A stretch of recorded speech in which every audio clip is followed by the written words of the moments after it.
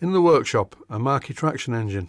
This is part 2, sorting out the loose wheels and repairing the burnt gear cover. Unlike most model traction engines, the axles on this model do not go all the way through. This Markie traction engine just has 2 stub axles, and these are just bolted onto the bunker at each side. There are 2 reasons why the wheels are loose. One of them is the bolts weren't very tight that held the stub axles in place, and the other reason seems to be lack of grease on the stub axle. So in this clip I'm rectifying that. I've applied some more grease to the stub axle and refitted it to the wheel, and now it's not quite as rattly. The only way the wheels are held on are by these brass caps, and these are only finger tight, which is a bit odd. So when I refitted these brass caps to the stub axles, I fitted them into the lathe chuck. Obviously the lathe is not rotating, and I tightened the stub axle onto the cap using a pair of pliers and a piece of emery cloth used the wrong way around to stop the pliers from marking the stub axle. I also used the emery cloth principle when I refitted the wheels, and as you can see, the left hand wheel is now much tighter than the right hand wheel. I think I'll give the right hand wheel exactly the same treatment. On this wheel, the brass cap in the stub axle was tight, and here I'm rotating the brass cap in an anti-clockwise direction just to wind the stub axle off the fixing bolt. The bolt looks miles too big for the hole, but it isn't really.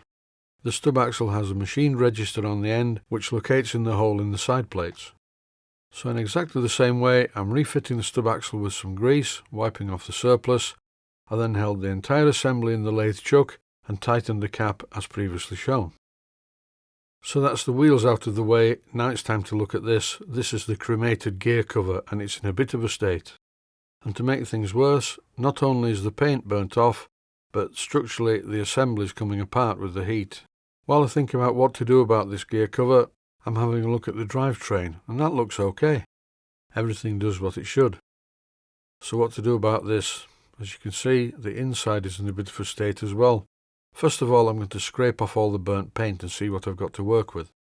I'm going to resolder this, so I need to clean it up thoroughly, and I'm being very careful not to distort the metal because it really is very thin.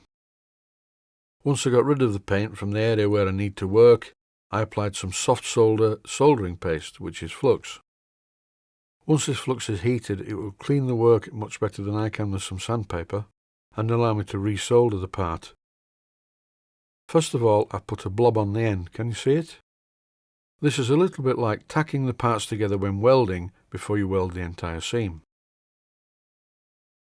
This sort of a job needs a lot of practice, and in this case I've had a lot of practice over the years. You need to do it in stages and let the parts cool before you move on to the next one. You need a delicate touch to do this. Don't just fire in with any old blowtorch, because all that will happen is you will disassemble the entire unit. This is a very small gas blowtorch that was sent to me by a friend in the USA, and it's really great for this job, and the component was repaired without event. I even applied more solder. Once the part had thoroughly cooled, I turned it over and sprayed some etch primer on it. And then I left the etch primer for a full 24 hours, just as it says in the instructions. And now it's time to paint it. I'm using Great Northern Railway green, which is not exactly the same colour as the paint on the cover, but I think it will work fine because the boiler has also been cremated just in front of this cover. So if I repaint the cover and make it really bright, like the green on the rear part of the cover that you can see here, then it's not going to match up and it's going to look a bit grim. So this colour should be a compromise between the 2 shades that are currently on the boiler. Obviously some of the lining is now missing, but this lining is not particularly well done in the first place. I've never tried lining, but I will be trying it soon. I think it's going to be difficult. A while back I bought a lining pen.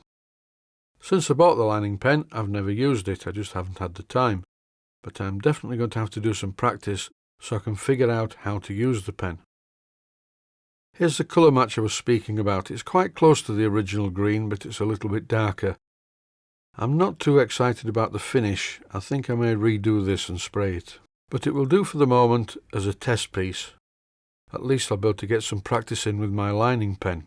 And if that doesn't work out because I'm not too hopeful, I'll immediately move to plan B. More about that in a future episode. I'm currently awaiting the arrival in the post of the gas tank and the gas burner for this engine. And I can't do much more without those.